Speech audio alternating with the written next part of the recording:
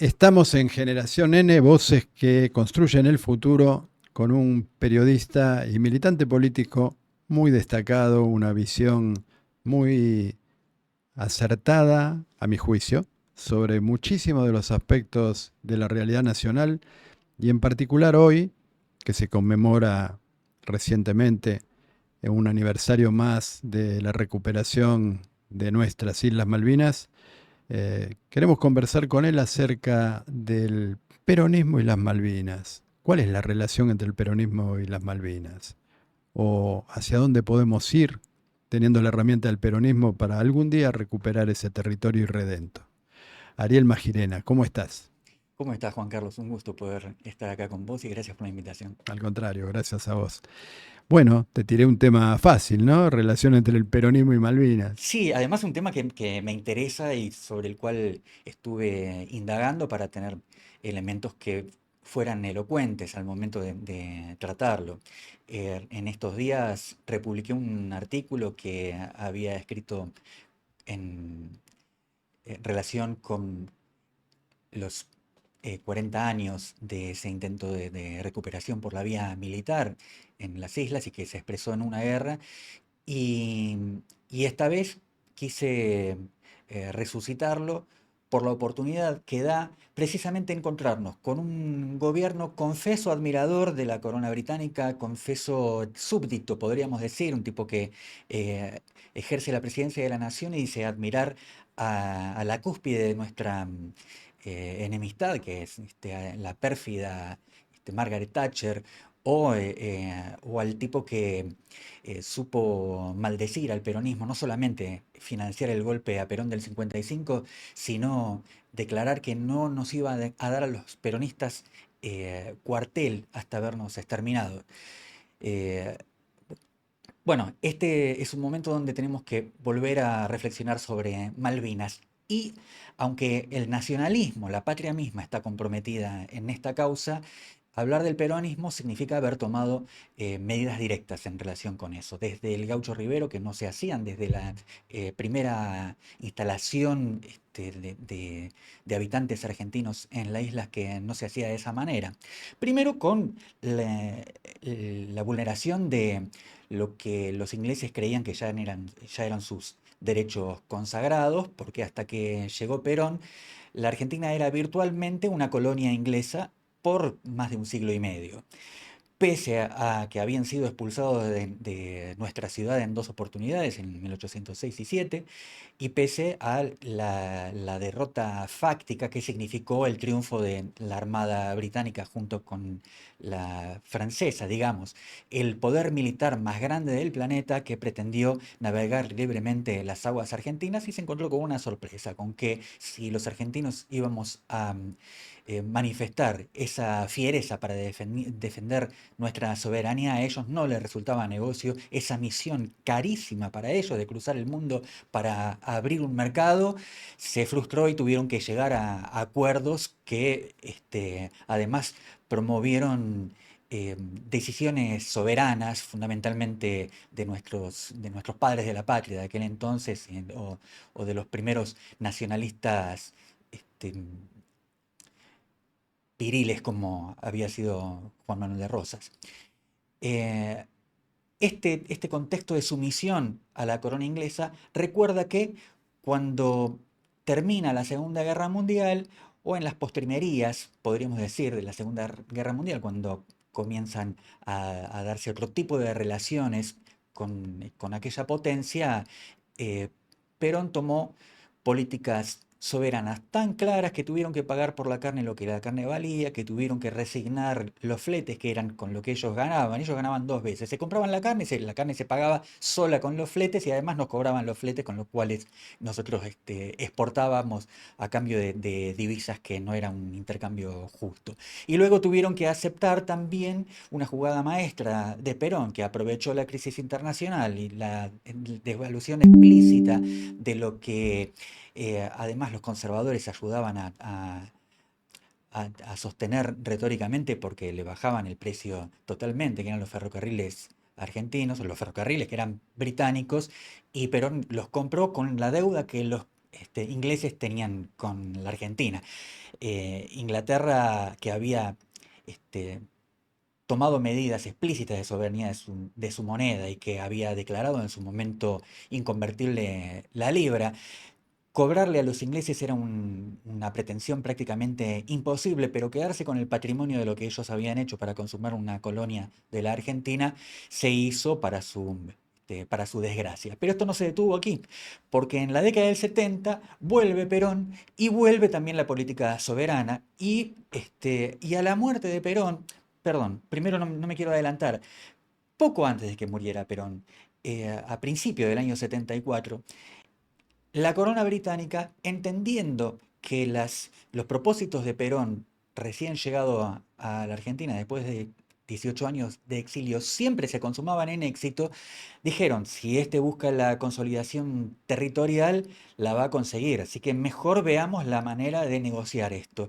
Y le habían propuesto a Perón nada menos que administrar las islas en conjunto e ir paulatinamente cediendo la soberanía, primero compartiéndola, nombrando alternadamente un gobernador cada uno, los periodos no estaban definidos, y entronando las dos banderas y enseñando en las escuelas ambos idiomas para que la población inglesa, que era una población implantada, no se sintiera incómoda. Todo daba finalmente que no, los Kelpers en ese momento no estaban cómodos, hoy son una población con un altísimo nivel de vida porque los ingleses no quieren que se le vayan, pero no es muy apetecible estar viviendo en esas condiciones, solamente patriotas y ellos están fuera de la Gran Bretaña creyendo que hacen patria, por eso la población prácticamente cambia continuamente. Cuando muere Perón, ellos retiran esta propuesta. En el retiro de esta propuesta atienden algunas informaciones que Lord Frank, que era un especialista en inteligencia internacional de la Corot, les suministraba como informe, como partes de inteligencia, recopilados con agentes que, bueno, Frank confiesa que estaban en la Argentina desde después del golpe a Perón del 55, pero sabemos los argentinos que los agentes ingleses están aquí desde antes de declarar la independencia, incluso desde antes del primer gobierno patrio, y que tuvieron mucho que ver con aquella decisión de la presunta independencia de la corona española, que recién después, y por el triunfo de los nacionalistas, se convirtió en el proyecto de Estado-Nación que se consuma finalmente con la Constitución del 53. Pero le avisa Lord Franks que la Argentina no había tenido hasta el momento la dureza, la hostilidad contra los intereses británicos como los que expresaba la presidente Isabel Perón. Tanto que en el año 1976 los ingleses, como para probar cuál era el compromiso que tenía Isabel o la valentía, a cuánto se atrevía Isabel, enviaron una misión presuntamente científica encabezada por uno de sus buques insignias, el buque Shackleton, que se internó en aguas jurisdiccionales argentinas por error. La presidente fue advertida casi instantáneamente por la Marina Argentina y dispuso el cañoneo preventivo, que se cañoneara cerca de la Shackleton para decirle te estás metiendo donde no te corresponde. Esta orden la cumple el crucero ahora general, Storni. El crucero Storni se acerca a la nave y la acompaña a 80 kilómetros hasta Puerto Argentino para definitivamente saldar ese inconveniente, ese conflicto, pero tengamos en cuenta que esto había ocurrido el 4 de febrero de 1976. Un mes después y 20 días más se daba el golpe en el cual también Gran Bretaña tenía puestas sus esperanzas y su financiamiento. Quedó claro el financiamiento del golpe, no solamente con la capitulación de las Fuerzas Armadas en el intento de retoma de la guerra, o sea, enarbolando a finales de la dictadura, casi diríamos provocando el final cuando ya era imposible sostenerlo, cuando había una resistencia de la clase obrera argentina, encabezada por Saúl Ubaldini y su expresión de la Confederación General del Trabajo, que le había hecho un paro 2 días antes de que se hiciera el desembarco del 2 de abril, el 30 de marzo, 3 días antes.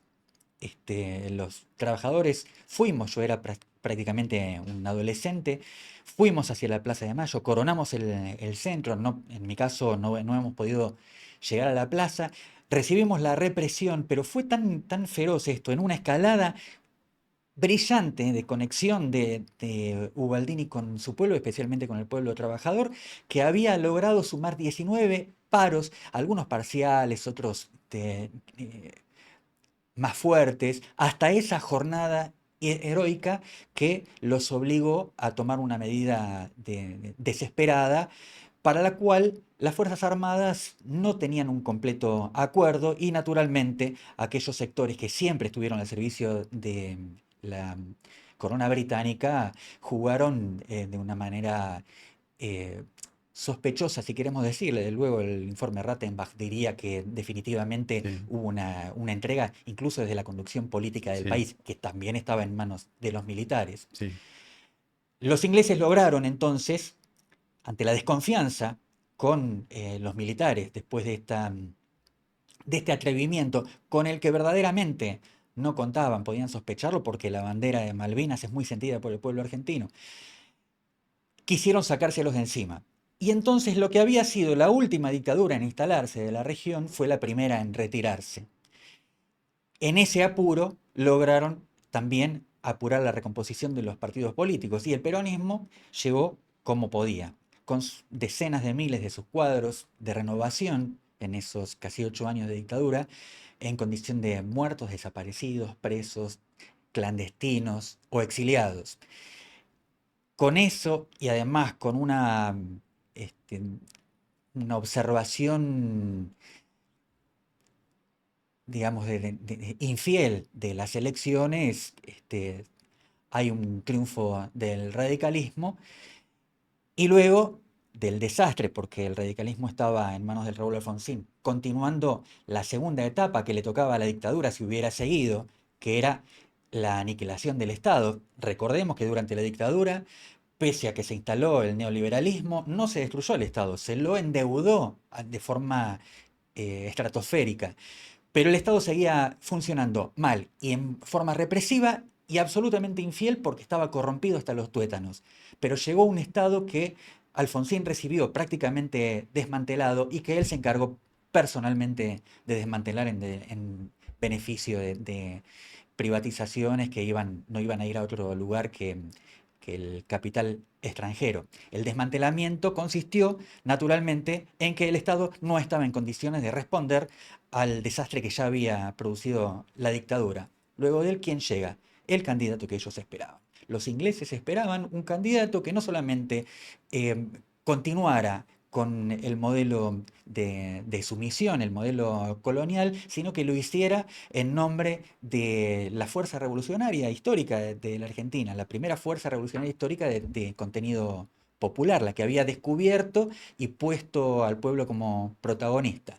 En ese momento todos fuimos testigos, yo ya votaba, así que ya era suficientemente adulto como para observar que las medidas del menemismo, incluso con la claudicación este, financiera, la claudicación económica que significaba renunciar a la soberanía de la moneda, llevaba al puerto que todos sabíamos que iba a ocurrir, porque no es que la Argentina desconocía el modelo colonial. Tampoco que desconociera cuál era su magnitud. De hecho, Perón había decidido en el intercambio, cuando hizo la nacionalización de facto del comercio exterior a través del IAPI, había, se había vacunado de medidas que ya se veían. En aquellos años se crearon todos los organismos multilaterales de derechos humanos, de crédito y de asociaciones libres de los países. Y en ese momento los organismos internacionales decían cuánto valía cada moneda y habían devaluado la moneda argentina. Así que Perón lo que hacía a través del Instituto de Intercambio era mandaba insumos, producción, fundamentalmente agraria y lo intercambiaba por bienes de capital, maquinarias e incluso ingenieros y trabajadores expertos en lo que iba a convertir en el desarrollo argentino, que convirtió un país exportador de piensos, el máximo exportador de porotos de la historia, Ujú. a formar parte de los 10 o 12 países con mayor industrialización del planeta, además de una sociedad justa que todavía el mundo no había conocido. Con la consumación del menemato, bueno, el modelo económico para la Argentina ya estaba asignado. Solamente había que esperar la crisis que le cayó a De la Rúa por casualidad, porque la gente parecía, o el electorado parecía contento con que se entregaran los recursos argentinos, porque había cierta mejora en la clase media y en los sectores que no habían quedado excluidos, a esos a los que dejaron de contemplar. Y finalmente, la crisis del 2001 que dio una nueva oportunidad, nuevos términos de negociación que se encontraron con el mejor exponente político de la época, que fue Néstor Kirchner, para lograr darnos un respiro, pero no a cambiar las condiciones coloniales de la Argentina que seguimos padeciendo hasta hoy. Ariel, estamos por comprar, o hemos comprado, digo como país, 16 aviones F-16 cuyo mantenimiento y repuestos dependen en gran medida, o en toda medida, de el aliado estratégico de siempre, de nuestra única hipótesis de conflicto, que es Gran Bretaña, de nuestro enemigo ancestral, vamos a hablar claro. Es así. Bueno, la compra de armas. Es más, en este momento donde han persuadido a la Argentina de que no tiene hipótesis de conflicto. Imagínense, tenemos un enemigo de hace más de 200 años, pero no tenemos hipótesis de conflicto. Pasó la dictadura donde se habían inventado hipótesis de conflicto con Chile, habíamos formado anteriormente, el siglo anterior, la triple alianza, lo que los nacionalistas llamamos la triple infamia en contra del soberano país hermano de Paraguay. Pero la hipótesis de conflicto de Argentina parece hoy formalmente desactivada. Pese a eso, y haber consumado también gracias a Carlos Menem con los tratados de Madrid, la desarticulación completa de las Fuerzas Armadas argentinas en un camino de claudicación industrial, también de desactivación de la capacidad productiva de la Argentina, hoy vienen con que necesitamos modernizar nuestras Fuerzas Armadas. Fuerzas Armadas que están tan deterioradas que incluso cuando convocan a los voluntarios del servicio militar no pueden darles las cuatro comidas y se vuelven a la casa. Este, en este contexto, adquirir esos pertrechos militares forman parte de las exigencias económicas internacionales. No olvidemos que hace poco más de una década, también en medio de una crisis terminal, Grecia, cuando no podía dar respuesta y había conocido el hambre por primera vez en tanto tiempo, lo primero que hace para obtener el crédito del Fondo Monetario Internacional y el beneplácito del trípode que gobierna el Banco Central Europeo, lo primero que hace es comprar armas. Es parte de las exigencias que hacen, porque no solamente compran lo que ellos necesitan vender, colocar, lo que ellos no van a usar. Lo mismo le habían hecho a la dictadura y le habían vendido una tecnología muy avanzada que usaron en las Islas Malvinas, luego de haber sido negados por los proveedores de esas armas, de esos misiles, los famosos Etendard, y de los Mirage franceses, para que pudieran activarlos, ¿sí? Porque el argentino tiene esa capacidad de trabajo, de valentía y sobre todo de inteligencia, la capacidad de- de emprender, de resolver sus problemas, convirtió ese déficit prácticamente en un punto del cual Inglaterra confesó más tarde, estuvo a punto de sucumbir. Según calcula, ahora no recuerdo el autor de ese informe en un libro formal que se puede comprar en las librerías, que declara que al momento de comenzar con el hundimiento de sus buques habían quedado sin provisiones.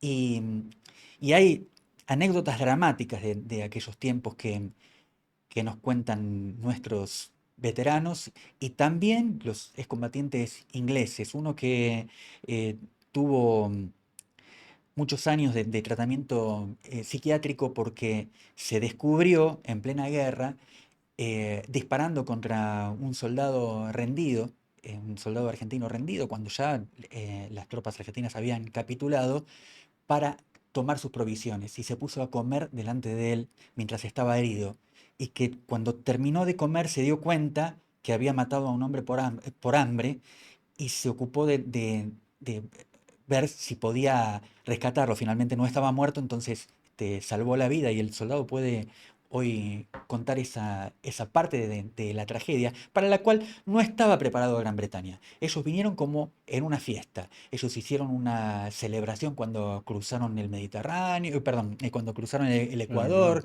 este, y es más, para el regreso de las tropas contrataron cruceros de lujo internacionales con pileta, con manjares, como para celebrar ese, porque ellos saben celebrar a sus héroes, ¿no? Cosa que lamentablemente nosotros tenemos un déficit bastante grande. No el pueblo, que es muy agradecido y que es muy amoroso de sus excombatientes, de sus veteranos.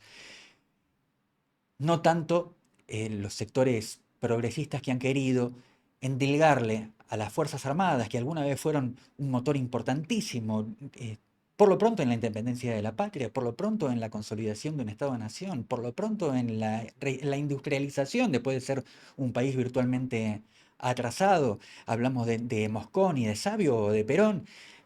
De eso quieren juzgar de la misma manera a todas las Fuerzas Armadas como si fuesen Videla, como si fuesen Agosti, como si fuesen el mismo Vignone al cual eh, Alfonsín no se atrevió a llevar al juicio a las juntas y luego fue demostrado precursor de la apropiación de bebés. Sí, está claro.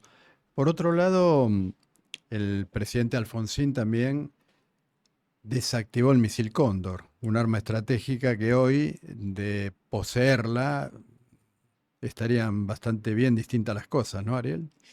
Fundamental, el misil Cóndor era un artefacto, era un cohete.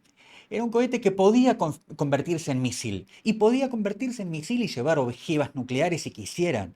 Lo que tiene la Argentina desde la época de Perón es que es el único país del mundo, el cuarto en el planeta de desarrollar tecnología nuclear, pero el único que solamente en toda su historia la ha utilizado para la paz. No había riesgos para eso, pero tuvieron miedo, porque el ladrón crea a todos de su misma condición. Claro.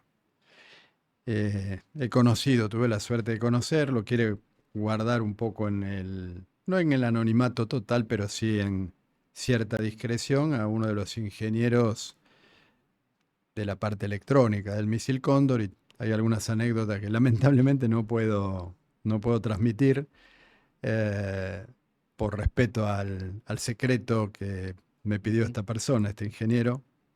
Y realmente es una historia de una gran derrota nacional, desactivar el misil Cóndor. O el cohete, como bien vos decís, Ujú. porque es un vector, en definitiva.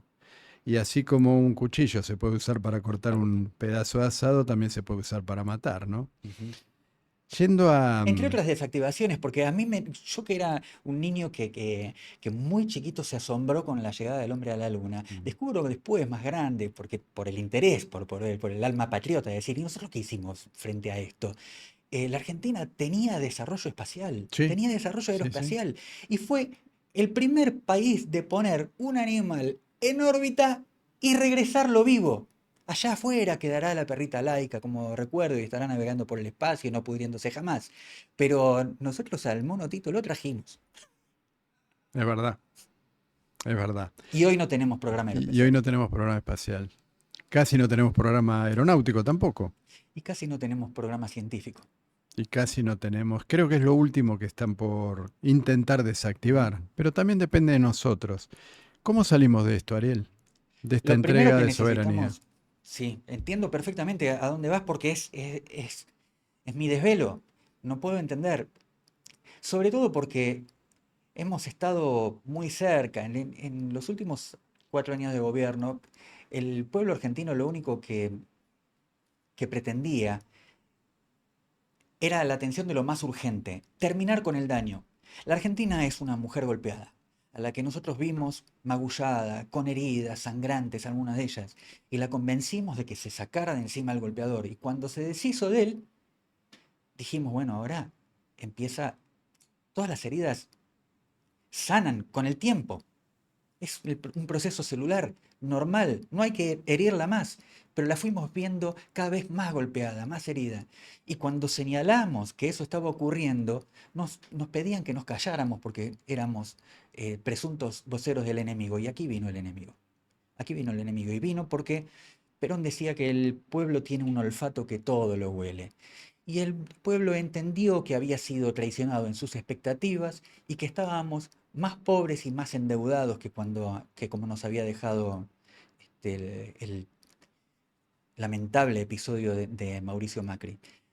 Lamentable además por errores políticos. Lamentable llegando después de un gobierno que llevaba más de una década y que en sus últimos 2 años había elegido el paradigma del ajuste que le venía perfecto para un neoliberal. Y cuando ellos tomaron las riendas de un ajuste neoliberal, lo hicieron de forma salvaje. Hasta que después, aún con amabilidad, se continuó porque todos los convenios que comenzaron con lo que llamaron el reperfilamiento que encabezaba la CUNSA se cumplieron con el gobierno de Alberto Fernández. Finalmente llegó Milei para hacerlo no solo de forma salvaje, sino de forma brutal. Y hoy estamos viendo qué es lo que eso significa. Significa un empobrecimiento acelerado, significa que subió 4 o 5 puntos la pobreza infantil solamente en estos 4 meses que lleva de gobierno. Está demostrando la falacia de las teorías económicas según las cuales la de Cristina, que es que la inflación sigue los precios en dólares, o la de Milei, que dice que la inflación se debe a la emisión monetaria. Pues bien, hace 4 meses que no se emite. Nunca hubo una inflación tan brutal. Entonces, no era ni una cosa ni la otra. Se trataba finalmente de lo que, y permítanme que lo cite de nuevo, de lo que decía Perón, que la economía sana de un país está sostenida en el trabajo y que solamente se resuelve con trabajo, que no solamente es el articulador de la sociedad, sino el creador de la riqueza. Es maravilloso escuchar voces como la tuya, Ariel, porque nos abre el panorama a un pensamiento que a veces queda sepultado por banalidades y por cuestiones bastante menores. Pero sabemos también que tenés otro compromiso periodístico y yo quiero Así es. públicamente comprometerte para el mes de junio, julio, a un conversatorio que vamos a hacer sobre Malvinas, la cuestión soberana y la cuestión tecnológica soberana. Va a ser con muchísimo gusto. Y quisiera ir al tema de la pregunta que hiciste sintéticamente, porque la verdad que profundicé en el argumento, en el contexto y me faltó el cierre. Lo que le pedíamos a la clase política en el 2019 es lo que le pedimos hoy también. La clase política no se está poniendo los pantalones largos, no está asumiendo ni la derrota cometida ni los daños que nos infligió y ahora no enfrenta a Milei. Y lo único que puede tener a Milei es la República, es el funcionamiento de la República. El mismo día que el pueblo elige el presidente, elige la oposición. Y el presidente está gobernando y la oposición no se está oponiendo. Le estamos pidiendo hoy, y está bien, a nuestros representantes sindicales. Estamos hablando de un sindicalismo que hoy, como en pocas ocasiones en la historia, en algunas crisis económicas, sí, pero está representando nada más que al 40% de la capacidad productiva Claro, de los que tenemos edad para estar claro. trabajando. Y a esos le pedimos que, como en la dictadura, pongan los muertos, pongan los riesgos, se expongan ante la represión y además traigan las soluciones. ¿Para qué? Para que llegue quién. ¿Quién va a ser? Bueno, para saber primero qué y después pensemos en quién algunos compañeros del peronismo, nacionalistas, estamos promoviendo, fundamentalmente desde la agrupación en la que yo estoy adscribiendo en este momento, detrás de Martín Ayerbe, el Movimiento de Liberación Nacional, a que hablemos todos del el legado de Perón, del último llamado, la última invitación que hizo pocos días antes de morir, el 1 de mayo de 1974, el modelo argentino para el proyecto nacional. Todas las respuestas están ahí, porque todo lo que Perón hizo, o que el peronismo hizo, está hecho y quedan los jirones, pero está, y está la experiencia. Y ahora queda como deuda cumplir con Perón y decir, pasaron 50 años desde que nos invitaste. Discutamos el modelo argentino para el proyecto nacional y después los nombres vienen por último. Sepan los oyentes entonces que no vamos a ceder hasta tener esa patria justa, libre y soberana que soñamos todos los que somos bien nacidos en este suelo bendito.